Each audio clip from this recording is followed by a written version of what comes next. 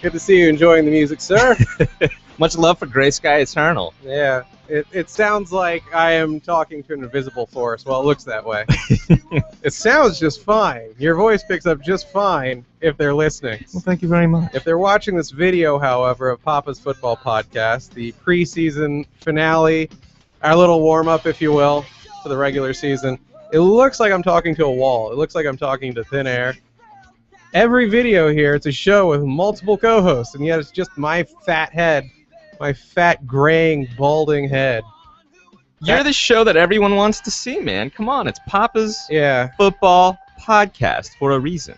They wanted to see my unimaginably erect nipples through a variety of T-shirts that I wear because I'm a man-child and currently I'm in shorts and a tee, even though I'm 33 years old and it's, what, Wednesday at 5 p.m.?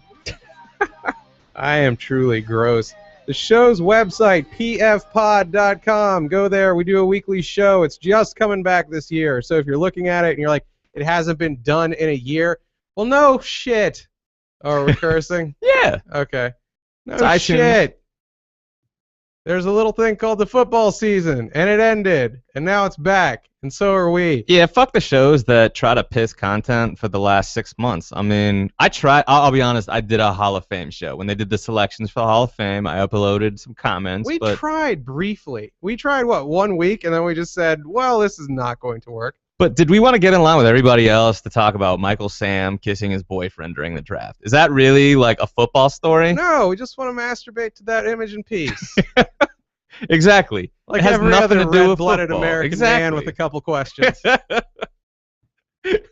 I'm hopping up and down like I'm adjusting a hemorrhoid donut underneath my ass. No, we took off for the year. As you know what, if you don't have a 24-hour news cycle to fill, if you're not profootballtalk.com, that's what you get to do when the NFL season ends. You walk away. Yeah, it's the groupthink problem that I have a problem with a lot of football coverage. That's kind of why we got a show. It's because most of us kind of watch football, I don't know, once a week during the fall. Yeah. I'm going to go that far. I'll do the Sunday and Monday, maybe Thursday. I like I was fucking singing the Happy Days thing. I got a Lady Bonaire for primetime football. Oh, it's the best. It's the best by far. Drinking Monday night. See, you don't go to bars like I do. I love Monday Night Football at a bar. It's so much fun. No, that's what Thursday night ball's for. If you're going to drink, you can I'm a just drag degenerate, your ass though. through Thursday. Oh, man. Like back in the day when I was living at home after college, being the winner that I am, I used to work Tuesdays through Saturdays. And so Sunday Night Football was the time that I would go to Hooters with two of our friends. Yeah. And we would just get drunk by ourselves because nobody else wanted to go to the Hooters in Manassas on a Sunday night. And so we just had awesome access. My only good story ever from the Hooters in Manassas is some girl that we went to high school with who I don't remember going to high school with, but she just had monstrous tits and was working there. She's like, I went to school with you. Don't you remember me? And I was like, I fucking wish I did. I mean, it's not nearly as good as, you know, being like looking at bangbros.com and you're like, is that Tammy? But I'll take it. It's what I'm going to get in my lifetime. Yeah, my Hooters Manassas story for Sunday Night Football was one time one of the waitresses came and sat down and said, I'm basically going to pretend to flirt with you guys, but I'm kind of high right now. Just need a break. Nice. You guys don't mind. Hopefully not weed. Hopefully we're talking a trickling arm. Tourniquet still on. Stone out of her mind, man. Okay. Who the fuck goes to a sports bar on a Sunday night? Degenerates. The answer is degenerates. Hand up. Sports bar on a Sunday night? What's degenerate about that? Well, most people have jobs in the morning. Yeah, but a lot of people are fucking functional alcoholics, especially in this area. Not as many as I thought. That was the thing that disappointed me the most about showing up there on Sundays, only to find like there were less than 20 people there. If you're there at last call, yeah, you know, maybe you needed the 12 steps. I was 21. It was fine. Maybe you need the serenity prayer in your life. Oh, my Lord. Yeah, there's a lot we can get to, and we're going to touch on a bunch because there's usually the show recaps what happened during the NFL week. And guess what? We haven't had an NFL week yet. So we have a whole winter and summer and spring and all those seasons worth of stories to get to. There's so many highlights. You got Michael Sam. He's kissing his boyfriend. There, we covered Michael Sam. He's He's on the Dallas practice squad, which apparently is a story when players are on the practice squad. Yes, so. It has nothing to do with him being gay. But I still go nuts when people are like, why is this even a story? Because he's fucking gay, and he's playing football, and it's America. That's why it's a goddamn story. Well, let me ask you this, because there's controversy over ESPN covering the question of, well, who does he shower with? Yeah, that was apparently like a real, that was actually labeled under breaking news, right? They're like, Michael Sam showers alone, or something like that. I have no idea. I try to ignore as much of ESPN as I possibly can, though I use their website for most of my box scores, I will admit. Okay.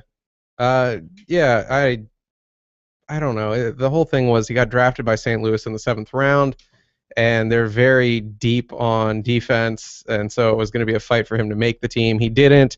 Then it became a whole other kind of accusations of homophobia flying again because he made it through the waivers and didn't get on anyone's practice squad. And then finally, Jerry Jones of your Dallas Cowboys, yours, not mine. That's not. I don't have a team, man. I'm a fan without a home. I'm just going to call you a Cowboys fan for the purposes of this story. Bastard. All right. You love them, and you love Jerry Jones and Michael Sam. And Michael Sam was signed to the Cowboys practice squad, which means if he, I don't know what, if they have injuries, he can get called up. They have a terrible defense this year, so I wouldn't be surprised if miserable. Wasn't it RA 30th? I think it was 30th out of 32 last year.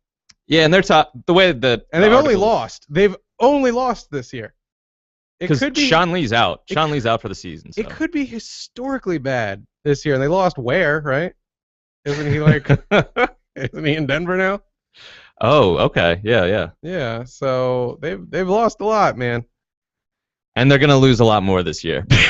Yeah, I can only hope it isn't one of those feel-good stories in Dallas where they lose all the old guys and the young guys step up. Like, I hope the young guys show up and just fucking suck.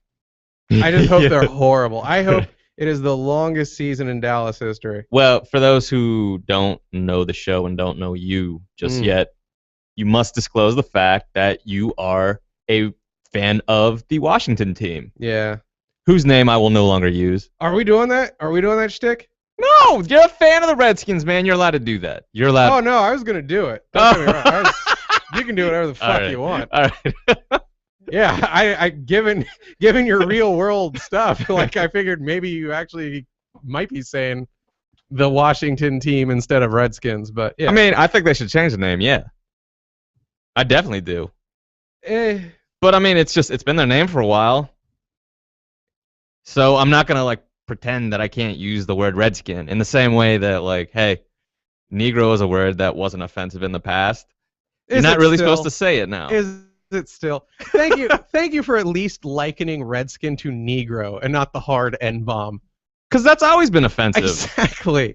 That's always been offensive. Exactly. Yeah. It wasn't like overnight some guy went, wait, when you call me Steven the Nigger, that maybe isn't good anymore? Right. I'm not sure, is it? That was always a bad thing. Yeah. That was always a bad thing. No black guy's ever taken a shine to that. But you know, last season they brought out the 4 Navajo Code Talkers, who were very proud to be Redskins fans. That was the most embarrassing thing. Dan Snyder should just go, fuck you, we're not changing it, peace. Instead, he's going on this horribly misguided offensive where it's like, here's a bunch of Indians we paid a lot of money to, and they say it's just fine. Well, it was legit to say it in like the 40s and, you know, decades that immediately followed. But now you have new generations of people who are like, you know what I find offensive? This word. Gigantic pussies. And yeah, they're young people. They have this website now that's promoting Redskins fans and other people to get on board with keeping the name. And they have interviews with younger Native Americans talking about, yeah, I think it's a great name. It doesn't matter to me, though. That's the problem. I don't want it changed, but I also have zero urge to get fired up about keeping it. Yeah, I mean, but would you stop rooting for the team if they had to change their name? I wouldn't give a shit. Yeah. I could so care less. I don't know, man. I'm not wrapped up in anything. I'm not. You want to know what I get fired up about? My fucking bank account. Yeah. That's it. I don't really give a shit. Change the fucking team name. Just don't strip him with the Lombardis. That's all they won't do have. That. I also don't know if he'll ever win another. I don't think so. Probably not in my lifetime. At least we saw that last one. We were around for that. Yeah, exactly. And I was even old enough to kind of remember the Denver win. I remember watching a little bit of it, and then I flipped to Married with Children in the back room. Yeah, I vaguely remember that too. I really don't remember that one as much as I was. As a young lad, I watched a lot of the 49ers. So I was the bandwagon kid at our elementary school. Mm-hmm. John and I have known each other since 5th grade, and yes, he's known me ever since I donned my first Joe Montana T-shirt. Oh yeah, I remember your San Fran shit you used to wear. I still can wear that shirt, man. Hey man, Joe Montana was a god back then. I named my gerbil Joe Montana. That's no bullshit. And he had a wife named Jessica, and they had a bunch of babies. One of them was named Bart. If that gives you an idea of right when Joe Montana was hot shit, The Simpsons might have been a thing as well. All right, so Michael Sam is on the Cowboys practice squad, but the big Cowboys story, if you ask me this week, Don Van Natta, very, very talented writer for ESPN, somehow a Twitter buddy of mine. I have no idea why this guy follows me, but I sure as shit follow him. Yeah. I'm like, please don't unfriend me. Please, please. Make me feel slightly legitimate in this world. Holla at your boy when you tweet about this show, man. I will. He did an amazing, and I mean amazing, article. He followed around Jerry Jones for, what, a couple weeks? Something like that. When was this? Was this, like, during the off-season? During last season? This was off-season. God damn it. When did he do it? You get the feeling it was like a couple months ago. Okay. I could be wrong. Whenever there was some big, George Strait concert. Okay. Like a huge 102,000 person George Strait concert. That's what the article opens with. Jerry Jones like dancing up on some 30-something chick, drinking a bunch of Johnny Walker Blue Label, of course, out of Dallas Cowboys plastic cups, praising Tony Romo because we start the article in this scene, and then one of the first things that we get to is the fact that Jerry Jones is livid that the Cowboys did not take Johnny Manziel, and they instead took who the fuck did they get? Offensive tackle or something? Someone on the line. Really? He was Yeah. mad about that? That's not what he said after the fact. I know he might have calmed down and cooler heads prevailed, but... Well, it was one of the many, many revelations to come out of this article, and you get a sense of Jerry Jones's personality, and it's so funny. I'll just say it right now. Dallas, you're fucked. You will never win with this man at the helm. He tells an anecdote, Howard, about the riverboat gambler. Oh. And you can tell it's the way he says this story, it's how he views himself, obviously, right? If I tell you the story of the rogue DJ who tells it like it is and doesn't have an audience and lives at home and eats too much, you're probably going to guess that I'm going on about me. Well, Jerry Jones talks about the riverboat gambler, this archetype to him, and he's like, the riverboat gambler can be one roll of the dice away from losing it all, from having his ass tossed off the boat, and he has to be the most charming motherfucker at the table, even when that's the case. And he went on and on at length about how he did not buy the Dallas Cowboys to make these safe picks to get a damn offensive lineman in the first round. And he said Johnny Manziel is the kind of guy that you riverboat gamble on. You roll the dice on this dude because he can make your team. Mm-hmm. And he just kept reiterating, he's like, I do not like safe picks. I want shit that makes or breaks me. Well. And that's just like the antithesis of NFL. Am I wrong there? Like, I like picks that go against the grain. For my money, man, it's just, I'm still so old school about NFL. Look, I haven't coached at any level. Take everything I say with huge grains of salt, huge Tony Montana cocaine piles. It doesn't matter because we're talking about a GM position. Yeah. So, like, anybody can do just as good as these billionaires. We just don't have the cash behind it. And I know the league is as quarterback-centric as it's ever been. But I always thought you built with the line, right? Your big uglies, as we call them. Your quarterback can't throw from his back. Exactly.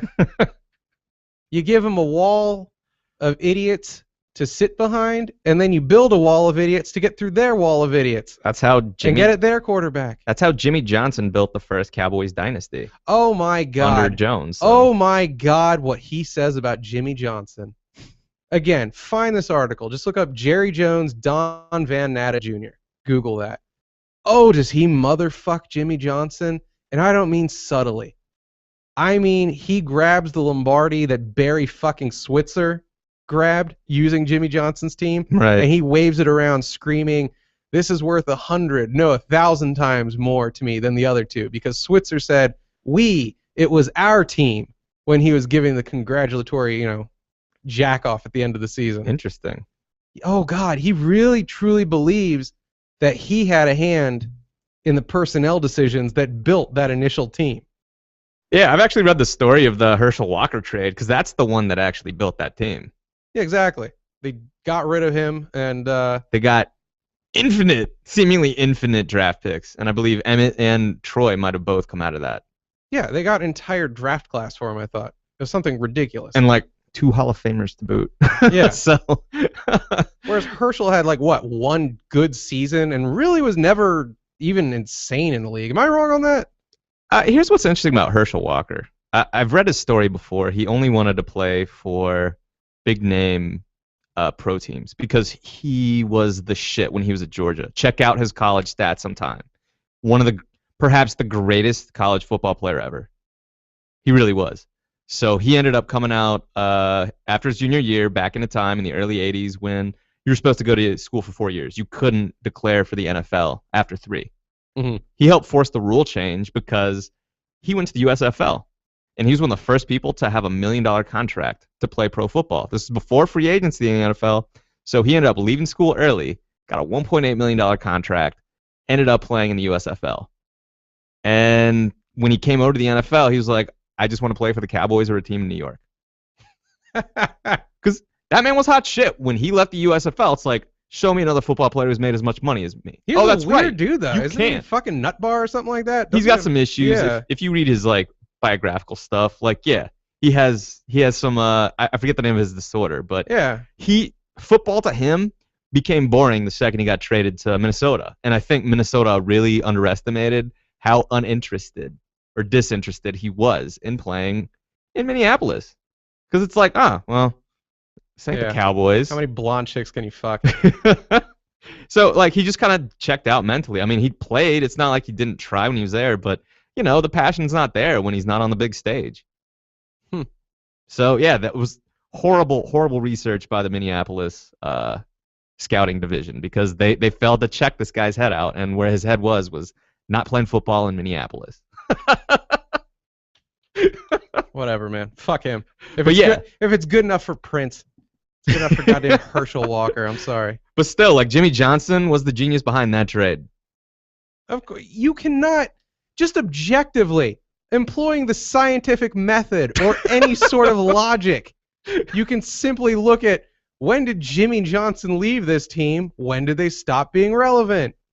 The other problem for Jerry, and this is the one thing about Jerry where I think this was his contribution when the Cowboys were winning, it was during the final days before the salary cap. So he was able to win. Yeah. You could effectively buy a championship. Obviously, you needed some personnel in place to make that happen, but if you spent your money, you could buy a championship, I feel. You might whiff occasionally, but the riverboat gambler does not do well, as you pointed out, in a new system which really controls how much money you can spend.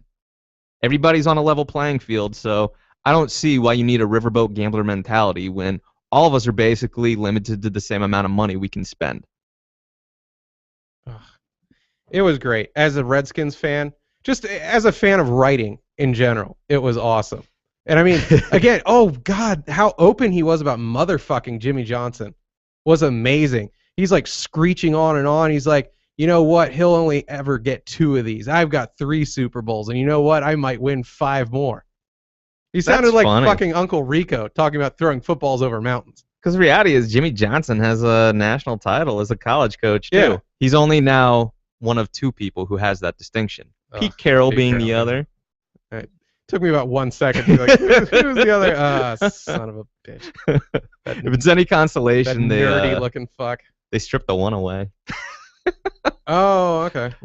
Yeah. He still has the AP for that year, but yeah, they took away his BCS trophy. And he only had the one? No, he had two. Two, okay. So he's one that's untouched. But it's great. The guy just seems to hard party like a motherfucker. I'll give him that compared to Dan Snyder. Apparently, they're like best friends in real life, by the way. I imagine their franchises fuel one another. The rivalry that existed before either of them showed up. Like Dan loves him, kind of a mentor-mentee relationship almost. Jerry, I definitely can see that. They're both just all about bucks and big names. We're both fucked. Both of our franchises should get together. We're like the Germans and the British. Stop referring to the Cowboys as my franchise. I know. This is offensive, man. I'm going to keep going with it. There are people who don't know me here. Your franchise and my franchise. We need to get together. We're like the British and the Germans firing over trenches and barbed wire and mustard gassing each other in World War I. Why? We're just two sides of the same coin. Jeez. Go find that. That is the best thing I've read in a long time. We can also talk Ray Rice. Do we need to? We can talk about that Ray Rice beat his chick unconscious and got 2 games for it. There's a discrepancy in drug suspensions. Yeah, and everyone turned the NFL into a laughingstock regarding it for months.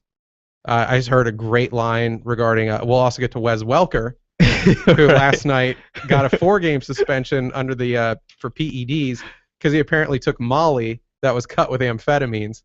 Oops. And someone did a great comment on Pro Football Talk, and they said, so if you take Molly, you get 4 games, but if you punch Molly, you get 2. See, that's the story right there. That's the story. Moving on, man. Yeah. Guess so. I guess so, yeah. Your Denver Broncos are without Wes Welker for 4 games. Ray Rice, they now have stiffened the penalty for beating the shit out of your wife, which is nice. I'm sorry. After the fact, though, he's only going to serve 2. He's only doing 2. But after that, it's, I think, 6 games first offense, and then you're up for a lifetime ban. I do not believe it's an automatic lifetime ban for the second offense. I guarantee you the average guy is going to be able to plea it down to like a full year or something like that. I mean, we're about to see what happens with Ray McDonald. He was arrested for an alleged incident involving domestic violence, and the San Francisco 49ers have made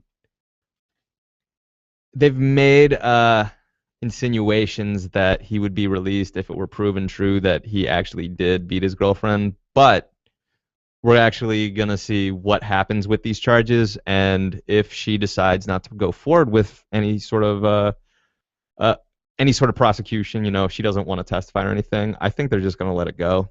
And this is just going to go away, and he probably won't get a single game if that's the case. So we'll see. Really? So if they say, like, no, it's my fault, I burned the steak and I fell down at the same time? Sorry, I'm not disinterested, by the way. I had a missed call, and I wanted to make sure it's not one of the 20 car dealers trying to get a hold of me right now. I don't know. These off-the-field stories sometimes can take too much of the consciousness of our society. I realize it does reflect some of the things wrong with the world today. However, like, I don't know how much we can all just sit around talking about, like, what are pretty black and white issues. So all right. That was my really sped up version of Matt McConaughey. We can also talk Johnny Football if you want for a couple seconds, if he did anything that impressed you during the preseason, because for me the answer was hell no. Let me ask you this. See, this is a good pedestrian in the Browns preseason stuff. Here's one of the best things about our show. I watch college football quite a bit. You are not a college football fan. You've never really heard of this guy before, like he got into the NFL, right? Who? Johnny Football, yeah. No, I'm not a woman, for fuck's sake. I know I watched some college football, just not a ton. What? I watched the shit out of it last week because it was as close as I could get. It usually bores you, yeah. Like, you might watch it when the NFL's not on, but I just feel like you tend to complain about the quality of the play. No, it was me, like, dumping methadone in my veins because it's what I had. Yeah. So did you ever watch Johnny Football play in college? Yes, some. He looked great by comparison to the children he played football with. So what's your projection then? He's gonna do shit. He reminds me a lot of RG3. They're guys who, like... That's offensive to RG3. They don't fucking sit in the pocket. They can't really, like, That's fair. look down, progress down the receivers. It's like, oh, my option one, he's covered. Let me run because I'm the fastest guy on this field. And that will cease to be the case in the pros. Yeah, I mean, I look at him and I don't compare him to RG3. I compare him to a different Redskins quarterback, Heath Schuler. Oh, well, that was not sweet of you. I am Those concerned. Are fighting words, sir. No, with who? That's the Redskins team version of the N-bomb. This guy's on Cleveland. Look, Johnny Manziel, I don't know if he can actually read a playbook. Some of the things he said in preseason make me concerned that he's not able to actually run a professional offense. So that's No, he's one of those guys who was an exciting pick at the time, and you're going to look back 2 years, 3 years from now and be like, what the fuck were we thinking? As a Redskins fan currently, unless RG3 walks on water this season, that's what I'm feeling. You don't think he's going to be better this year? I think they took a fucking track star and are trying to get him to throw a ball. Actually, here, we should transition because one of the things we're doing this season is we're trying to bring in more callers. We're going to try to have guest callers, fans of different teams call in. Yeah, we have to book those, I guess. This week, because, yeah, we haven't booked one since it's preseason for us. We thought we'd give a little model of like how we talk about individual teams, starting with our own resident fan. I don't have a team. I like to consider myself a free agent fan. I follow certain players that I like. This has been the way I've gone about since... I've somewhat gone that way to protect myself, but I'm still a Redskins fan. I distance myself. It's like, if you got a loved one full of cancer, after a while you're like, I don't need to see that. Why don't you just stay upstairs, do the thing until you die? You're protecting your heart. See, for me, I've always followed players. Like I said, when I was a kid, big fan of these players on the 49ers, and what I found is that the second Jerry Rice was the last one of that original team to leave, I had no ties to anyone on that team. So I've just continued to follow guys I like. I was always a big Randy Moss fan when he was at Marshall, so when he slid in the draft and went to Minnesota, that was my guy. Up until the point that he kind of didn't show up in that Super Bowl against the Ravens when he was playing for the 49ers. So, I mean, like, I just go with players, whereas you actually seem to have a team. So... yeah. We're looking for people who have teams. If they want to give us a holler and see if this is something they might want to try to do, we're always looking for new people with decent home recording equipment that could call in on Skype. Well, we'll get Burnsy to do Cleveland. We're covered there. Yeah, I got a Torontonian to call in for Buffalo. Nice. So there you go. 29 to go, folks. All right, so we're just gonna punch out doing the games this week. What we're looking forward to. You got to talk more Redskins right now, man. What do you see coming up? Talk to me. Make me the second mic here. Make me the guest. Listen, so I mean, just give people a sense though where you are as a Redskins fan today. Sure, I'll tell you what it is to be a Redskins fan. To be a Redskins fan, if you have your head out of your ass, is to accept the fact that Dan Snyder will forever run the show, no matter how many puppet GMs he hires, the Serratos and the Allens. Even if Allen is much more of a GM and an independent man than Serrato ever was, he still don't do shit. He's not a real GM, is he, Howard? Come on. Yeah, I think you are always going to have the problem, not just with Dan Snyder. Your franchise is officially cursed. This is what I decided. I did a rain dance, and I just said, poo-poo on this. As a Cowboys You will fan. never... I hate you so much. No, it's... if you really know what's going on, it's very hard to accept they're ever going to put a winner on the field with Dan Snyder at the helm. They've made the playoffs, I believe, 4 times, correct? With him there. Once with Norv, twice with Gibbs in 4 years, once with Hot Dog. I'll put it this way. I looked it up last season. They have won 2 playoff games since their last Super Bowl championship. Did they win 2? I thought it was 1. I thought they beat the Bucks once under Gibbs. I'm sorry. They've lost to Seattle 3 times. Okay. If you really want to talk about who mistake. the fucking Skins' real rivals are, by the way. Oh, that fucking... what is that, Quest Field? Yeah. Ugh, that's a Indian burial ground right there. So every few years we get in some new sexy coach and new sexy picks, and we think it's all going to change. But a fish stinks from the head down, or so they say. I think the entire fucking fish stinks pretty much simultaneously. It's very hard after 20 years of this man and what he's done to the team to get fired up about anything. So what? They got Jay Gruden right now. And RG3 is a year more removed from his injury. What the fuck do you really care? They got, what, Deshaun Jackson? Well, I'll put it to you this way. I think they could win the division this year. They I really could. do. I mean, the division's a fucking crapshoot. It's a garbage-ass division for real, Dallas man. Yeah, it used to be the beast in the East. It's the least now. Yeah, the least in the East. You're right. All of the good went to the NFC West. Pretty much everywhere but that division. I can't think of a worse. The Giants' offense has been... If you're in New York, I don't know how you're not in a blind panic like fucking Godzilla is coming out of the Hudson and stomping that shit. The fucking first-team offense had like, what? One touchdown the entire preseason or some shit? It was scary. It's a new system. It is a new offensive system, so we'll see what they can do. I actually think their new offense is going to compete a little bit better with Philly. I think that's why they made the move. Ugh. Well, Dallas, again, the defense could be somehow even worse than 30th. It could be good. I'm crossing my fingers it won't be. I still think they can sling it with Philly. I think that's the measuring stick right now for that division. Philly, I mean, what the fuck do we really know about them? They got the division last year, but Nick Foles, do we really think he's peaking more than he did last year? He still might be the best quarterback in that division. If so, fucking Chip Kelly's a savant, man. Yeah, we'll see. Is he a great coach out in Philly? I think he did something new, and I think he'll be... to me, it's the same thing as like the whole... What is it, the option offense?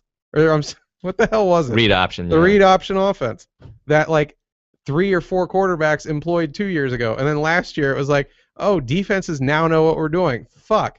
I think that could easily be the case for Chip Kelly this year. That's the real question I have going into this season. You can't just pick Philly, because if you're picking Philly, you're assuming he's a genius. And he might be.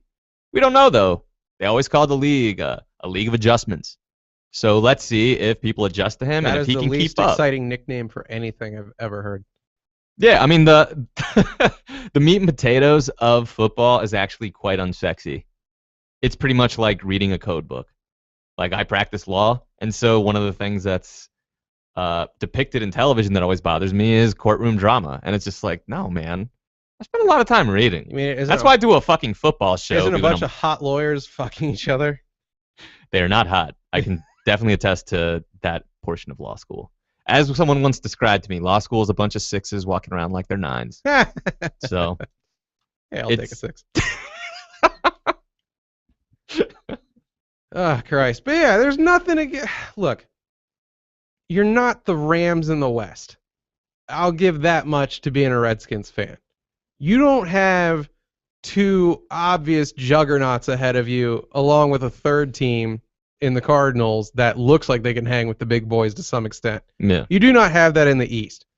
But I love how people think that just having a weak division is like the keys to the Super Bowl. It's not. There's a thing called the postseason where the guys who had to play the good teams will play you, and they'll beat the fuck out of you. You might... It's like watching the Buckeyes play an SEC team. Right. Like they stomped their whole fucking year so far, and then it's like pick which Southern team is going to beat the living shit out of the Buckeyes in the national championship. One of them will do it. Hey, there's a new playoff this year, man.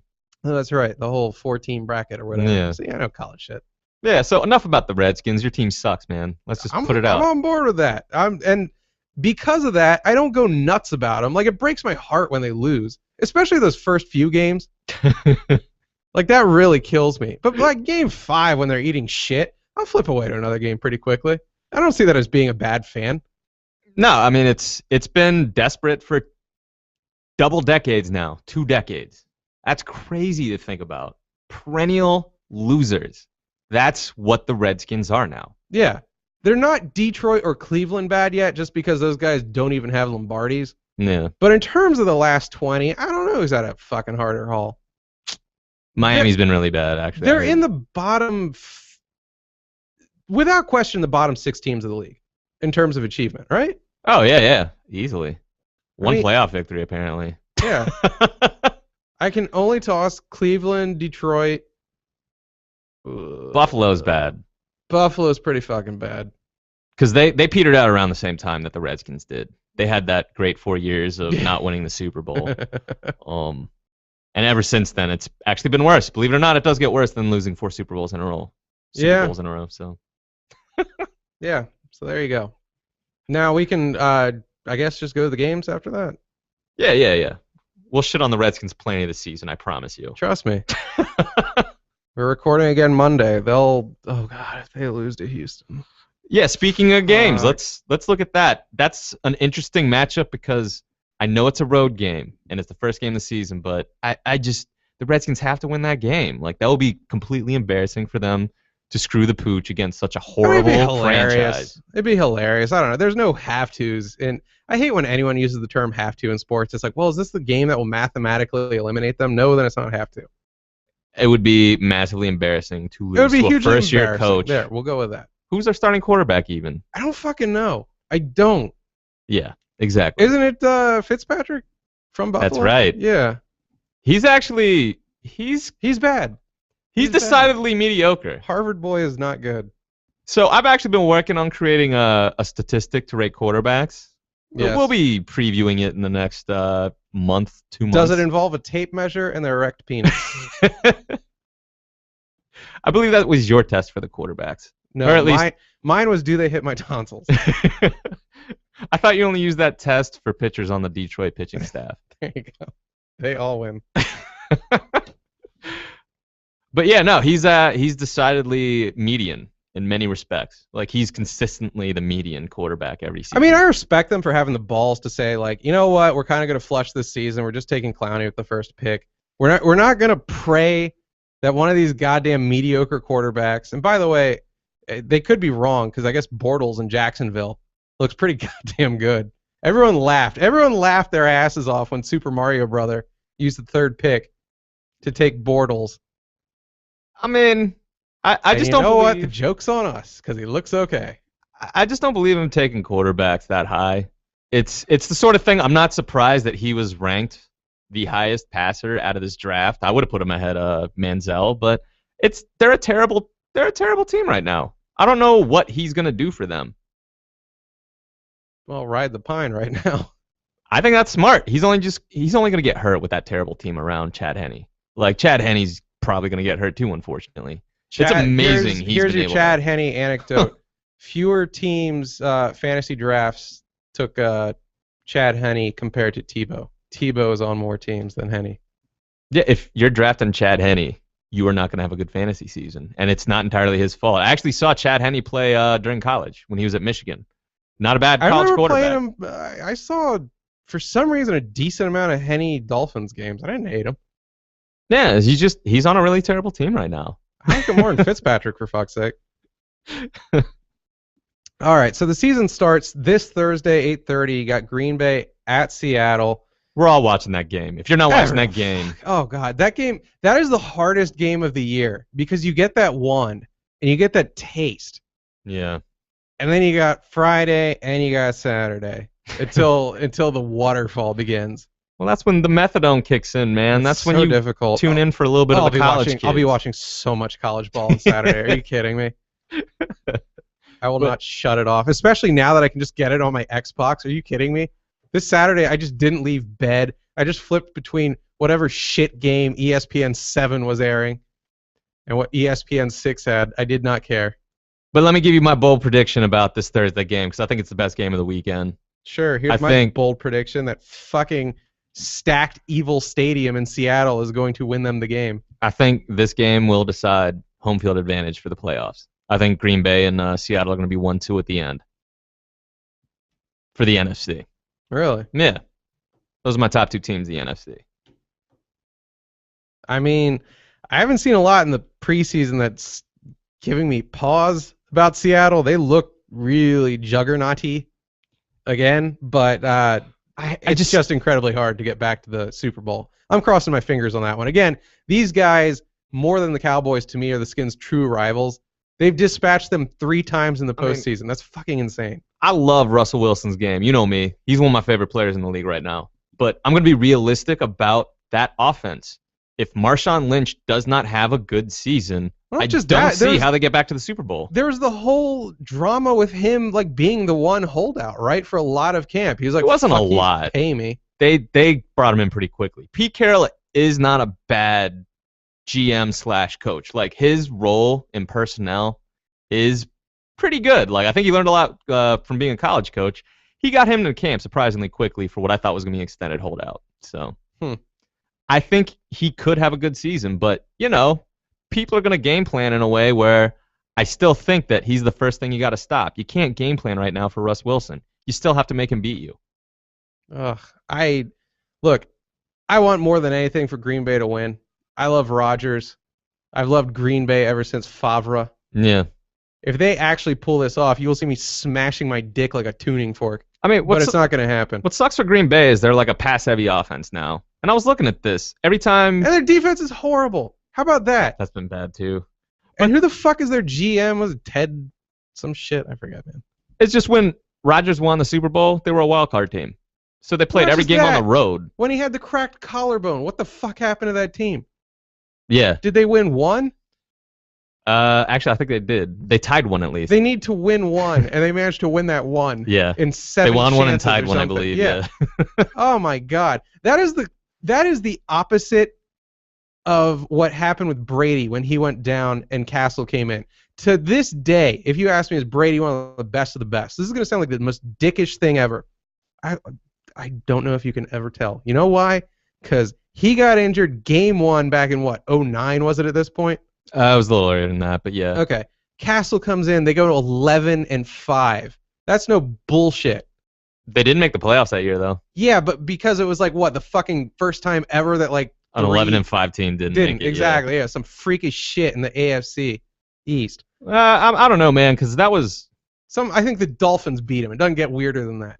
I think the Dolphins beat him to the AFC East punch. Say what you will about Randy Moss. He makes a lot of quarterbacks look better than they really are. Randy Moss was on that Patriots team when Castle was playing quarterback. I don't think you can evaluate guys accurately when you have a receiver that dominant on the roster. Okay. He made Bubby Brister look like a Hall of Famer when he first came in the league, all right? But conversely, man, give me this.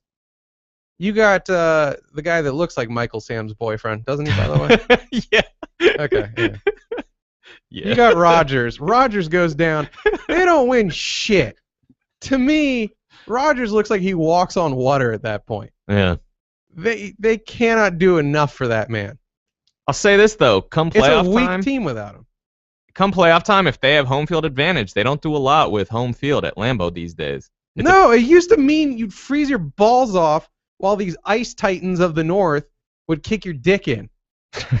It used to mean, I remember when it ended. I remember when Favre lost to Eli at home, and that was kind of, to me, when the mystique of Lambeau died. It died before that, man, because they lost to Vic. Oh, fuck. I heard that one on the radio. I remember I was returning a tape to Blockbuster. Yeah. If you want to date me, might as well just said I was returning my hieroglyphs to the fucking pharaoh himself. It's just, now this is a pass-oriented league now. You can't have a run-oriented offense, really, on purpose. I mean, that's what Minnesota kind of has just because that's what they have. But the reality is with Green Bay, now that it's a West Coast offense, they have to go to the air. And it's a great equalizer in the cold when it comes to being a passing team. So I don't see how home field really helps the Green Bay Packers. They went 15-1, and they had 1 million drop passes that game. Why? Because the receivers had taken 3 weeks off, and they came back to the freezing cold for a night game. Of course they're not going to catch the ball as well. I know they're professionals, but I'm sorry. It's like freezing out. I forgot they had that season. That was after the Super Bowl, right? They were just insane. And then, yeah, they come back because they were so far ahead. The bye week. They were so far ahead, they rested everybody. And then, yeah, just nobody could catch the ball. It was a cold night on Lambeau. I forgot. That is partly why people still take Green Bay really seriously. They had that 15-1 the year after. Aaron Rodgers is good. I think he's the best quarterback in the league. I put him there with Drew Brees. Those are my top two. I love a fucking white guy that sits in a pocket.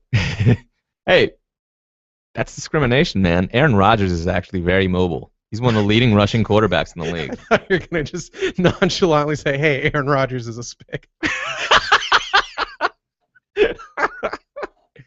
And then we'd both laugh. You're such a terrible person. Casual race hate spills out of Howard's mouth. All right, so 1 p.m. We also, Sunday at 1, when the fun starts. We've got New Orleans at Atlanta. Divisional. Atlanta sucked last year. New Orleans there. I'm picking Atlanta to make the playoffs this year. Oh, big balls. Yeah, I think Carolina finishes third. I'm not even going to watch that Carolina-Tampa Bay game. Get out of here with that garbage. Carolina's weird. They give away, like, everyone on offense. They're They lost all of their receivers and replaced them with nobody. I will watch them in October when those guys figure out what the offense is about. I don't want to see Carolina before October. I like Cincinnati at Baltimore. Baltimore's a little depleted. Had a shit season. Who do you got winning that division? Cincinnati or Baltimore? Cincinnati. By the way, for those of you wondering, Pittsburgh's going to be horrible this year. Ben Roethlisberger, for the first time in his career, is going to make like big quarterback money. He's actually been underpaid for most of his career, quote unquote. Yeah. Reality is he's probably been making mil under the top what tier. He really deserved because he's not that great. He's actually just taking the salary he probably deserved at around 13. He is the mirror image of Flacco, if you ask me. He's scheduled to make 18 this year. Flacco's only going to make 12 this year. I looked this up. Interesting. So, like, the Ravens, though they're screwed with Flacco's contract the next couple years, this year, I think they could actually make a nice run with Steve Smith now in that offense. So, I still can't tell you who's going to win between Cincinnati and Baltimore. I have to root for Baltimore because I just moved back to the D.C. area from living local. I'd like to see Baltimore do something, but as a kid, I used to love what I would just call the tiger helmet. Yeah, so I've always had some love for Cincinnati. I just think both. I like teams, Marvin Lewis too. He looks like just such a really sad sack on the sidelines. Do you remember when he cried after Carson Palmer got hurt in that playoff game? No, because that was another moment I remember hearing on the radio. Like he blew out his knee against the Steelers, right? Yeah, and he that was the cried. Year. I did not know that because the Steelers won Super Bowl that year. Yeah, and like, wasn't Cincinnati favored to beat him that game? I was looking at the stats, man. I just, as I've been going through these quarterback stats, I looked at Carson Palmer's numbers that year. He was fantastic. Like, he's insane. Yeah, he's kind of never been the same since. Although they're getting some miles out of him in Arizona. He was seeing the Matrix that season. Like he was doing really well that year. A lot of people have said he's just never been the same since. Yeah. So yeah, that's a reason I never understood why Marvin Lewis cried, and now I look at the numbers and I'm like, that was he fucking knew that could have been it. Yeah. He knew that was like their year, and it just ended in the middle of first quarter on a deep pass. Now he's got that fire-crotched fuck at the helm.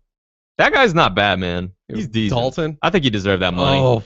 Does more than Flacco? I'm sorry. Oh, does he hate playoff success? Yeah, I mean, he hates not getting intercepted in the playoffs. Show me Joe Flacco doing well when Ray Lewis isn't running that offense, defense. You know what I mean? You're not getting any defense of that man out of me. I think Flacco's an overhyped piece of shit. I wouldn't even call him overhyped. He's just overpaid. I think the average person knows Flacco ain't all that. Yeah, it's just like between him and Roethlisberger, I'd still take Roethlisberger. He can throw a really good deep ball if no one touches him and the receiver has no one within 5 yards. I mean, he was a great pick. I liked the pick when they pulled him in because I'm like, that is a great, cheap quarterback to have run your offense for the next few years. The second they paid him more than Aaron Rodgers, I was like, you got to be kidding. Yeah, you're losing your goddamn mind. Never put those kinds of numbers up. So they got 1 year. That's what I'm calling it. I think they got 1 year right now. This is their window to win with Flacco because next couple of years, they're screwed. They got a contract even worse than the one that Roethlisberger's under right now. So Pittsburgh fans, I'm sorry. I don't think Big Ben is that good. I just think they're going to have a terrible year. And if he doesn't take a pay cut next year, I think he's going to be looking for a new job. Who is going to take that cut? No one. He might. It's a league of just taking what you can while you can, man. You're one blown knee away from being sayonara. But he's made plenty of money. He's a guy that should really consider taking a pay cut to stay in Pittsburgh rather than be a terrible quarterback elsewhere. That's true. If he sat around, he could be a god. Yeah. Oh, God. Fucking talk about reigning in hell. Yeah, he could just sit around Pittsburgh the rest of his life. Sounds like someone making a bargain with the devil. And he from Ohio? I don't think it would be that much worse than where he grew up. No, you make a good point. Oh, another turlet. A lot of the 1 p.m. games, in all honesty, man, are just fucking snoozers. You think? Cleveland at Pittsburgh is like one of the better ones. Yeah, I mean, we're all curious about what. Yeah, we can go through them super fast. Buffalo at Chicago. I find Chicago vaguely interesting. Fuck Buffalo. Well, the thing about Buffalo at Kansas, I guess we see if the Fat Walrus can make it happen again. I don't care about that game. The game I do care about though is Buffalo. I want to see EJ Manuel and Sammy Watkins. Like, can they create a rapport yet? They won't, because the one guy is going to have bruised ribs all season, and the other guy is going to suck all season until he's injured. I think he's going to get benched before that, it looks like right now. But maybe he'll turn it around for the opener. It's just he's been getting booed a lot, man. Waste of a fucking pick. It's tough going right now for him. New England at Miami. Always fun divisional stuff. I'm not watching that. I'll dabble if it's on. Let's see, Tennessee at Kansas. We already did that one. Oakland at New York Jets. I like that. Jets. Jets. I love Geno. Geno Smith is the man. I'm intrigued by Derek Carr. They at least this was going to be the first year since I think '07 without a rookie quarterback starting, not since the Brady Quinn year. And now now we got Derek Carr. So there you go. The streak continues.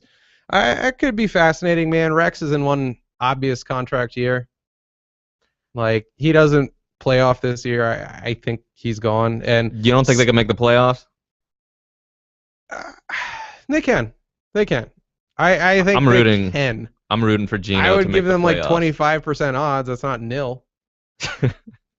That's pretty good, man. That's pretty good. You sure you want to say 25% chance they make the playoffs? I'm pretty sure I don't. Yeah, I think. Who else have they got in the division? They got New England, but New England's gonna win the division. Yeah. So now it's who carding. Who they going up for the wild card against? Ugh, yeah, it's a tough road, man. All right, 15. It's a tough road. 15. But yeah, man. What about these 4 o'clocks? You really want to watch? I'm watching San Fran at Dallas like a motherfucker. Are you kidding me? I've checked out on both those teams. I mean, I'll catch them in prime time, but I don't have your teams in one game. You need to stop that. That's gonna get old real quick. That'll be the year-long shtick. Man. Anyway, like both those teams, I expect both of them to not make it to the NFC Championship game. I don't think either of them can get that far. Well, fuck Dallas. Yeah, it's a safe bet to shit the bed. San Fran, I think, is depleted. I mean, they lost, who is it, Alden Smith? Who the fuck is it? Who'd they lose for like 10 games or 8 games or some insane amount of time? Oh, yeah. No, they've lost a couple guys on defense, and McDonald might be next. So. Yeah. And let's be honest, they always seemed like wannabes running up against Seattle. Like, every time That's rough. That's harsh, man. I wouldn't go that far. Every time the game is in Seattle, it's like they split. The last 2 seasons, haven't they split? Whoever's at home wins. But it's like whenever Seattle is hosting them, Seattle wins 52-0. And whenever San Fran wins, it's like a 14-10. Yeah, it's never quite the same effect. You always feel like it's like when you beat Mike Tyson in Punch-Out. It was like the 100th time you tried, and it was by the skin of your nuts. And what the other 99 times, Mike Tyson did his little flash white for a split second and knocked your goddamn teeth into the crowd. That's pretty harsh, but yeah, I don't think it's inaccurate. I think San Francisco's had too much playoff success. I know that sounds strange, but the last 3 years, they basically played another half season on top of the regular season. So you're absolutely right. It's a lot of extra miles, and that's considered more in basketball when it really is an extra half of the season, but you're incredibly correct here, too. They've played each postseason, at least 2 games extra? 3 consecutive NFC Championship games, right? Gosh, shit. I know they had the last 2 years. Yeah, and then the one before that when they lost the Giants on the fumble. Ooh, that's right. Alex Smith was their quarterback. Yeah. So that 3 in a row, man. That's deep in the playoffs, including a Super Bowl game. So that's a lot of football, man. That offensive line is putting some work. You're right, and they didn't have the bye last year, and they had Super Bowl the year before. Even I think they did have the bye that year, so that's 2 sets of 3 games a pop right there. And so here's the thing, man. Like, I'll give Jim Harbaugh credit. He definitely stocked himself. He stocked that team on the offensive line this season, including a young Jonathan Martin, who's now on the squad. So you may remember him from the controversy in Miami with Richie Incognito. Wait, John Martin? What about him? Yeah, did he make the final squad? Yeah, he's a backup guard or backup tackle for the 49ers. Yeah, I know he's not starting, but yeah, no, but they have depth. Basically, the story I was just looking to see how deep their offensive line was now that they have a holdout. Mm-hmm. Yeah, San Francisco really tried to put in some decent backups. I just think they're going to need them because that offensive line has played a lot of games the last 3 seasons. It's a good angle. What can I say? I hadn't thought of that. I'm impressed. Indianapolis at Denver. Manning's former team comes against his current team. I like it. I love Denver. I got a hard on for, but I love Manning. It loses a lot of steam now that Irsay is out. He's suspended for 6 games because of a DUI, man. Yeah, but it's funny to just think of him at home, shit-faced, flinging beers at his 98-inch flat screen. I'm gonna love that. I'm picking Denver for that. I want Denver to take it this year. I don't think Andrew Luck has performed up to where he needs to in order to be the quarterback that they're saying he's going to be. Yes, but I'd rather have him than RG3. Interesting. I can't say yet. I think they're both terrible picks. Terrible? Andrew Luck, terrible? Come on, man. That's a harsh word. Number 1 overall. I mean, it's a little better now with the salary schedule for rookies. But I just don't like number 1 overall picks with a quarterback. Haven't they done the postseason both years with him? Am I wrong on that? He walked into a team that was in the playoffs 2 years before he was there. It was like the perfect situation. They really just... I mean, I'm not trying to say lucked into luck, but yeah, they were horrible with Painter playing quarterback. So, of course, they were going to be able to stick in a decent quarterback and do a couple things. To me, that's testament to him being at least pretty goddamn good. He's solid. He's a solid quarterback, but I think RG3 is a solid quarterback. He had a horrible second season. He's going to be back this year with an offense that I think is going to be better for him than Shanahan's garbage. So, I don't think the Shanahans necessarily did favors for RG3 the way that they ran the offense for him. So I think right. Jay Gruden, look, the Grudens are quarterback machines. So I have high hopes. So they say. I find the Grudens overhyped as well. Talk about winning with someone else's team. Come on. Come the fuck on.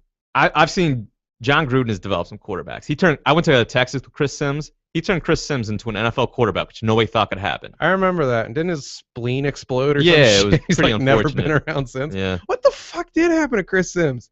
Are we talking about Chris Sims on this for real? Are we talking about a guy?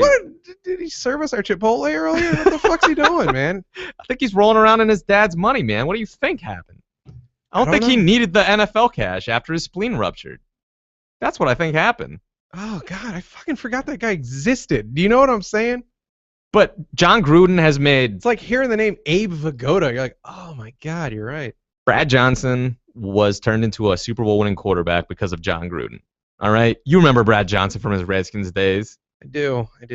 Yeah, better with John Gruden. You know who else John Gruden coached? Randall Cunningham. He was pretty good too, I think. So the man knows quarterbacks. John Gruden, though. What's that? No, I mean, Gruden really was he was the quarterback's coach, I believe, for the Eagles back in the day. Oh, okay. This is where he got his reputation, man. Oh, it started with Randall. Randall didn't bounce to the fucking Bucs. He bounced to the Vikings. Yeah. So no, man. I think I got high hopes. High hopes RG3 is gonna look good this year. Well, shit. Your team sucks though. Yeah. I love Alfred Morris, by the way. The thing I've hated the most last couple of years. Nobody gives enough dap to Alfred Morris. That's a good running back, man. He's awesome. I've said that. I was actually having a conversation with a friend, and I was like, this might sound weird. I don't know if there's a running back situation in the league I like more than what the Redskins have. Given what they pay him and what he puts out and the depth they have at the position. I don't know, man. Yeah, Roy Halu, and he ain't a bad backup, man. He should be starting somewhere, in my opinion. Yeah. And who the fuck the Royster they just let go? But your last two games, as always, the league is doing the double-headed monster Monday night, giving us junkies not one shot but two. You got the Giants at Detroit, 7 p.m. Again, remember that. It is not the usual 8:35 kickoff. It is 7:10 if you are listening to this.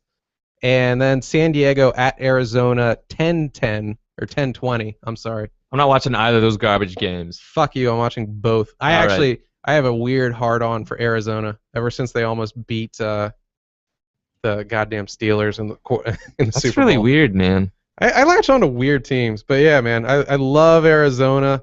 I guess I feel bad for back when they were in the East, just everyone's doormat. I don't know. I have a hard time.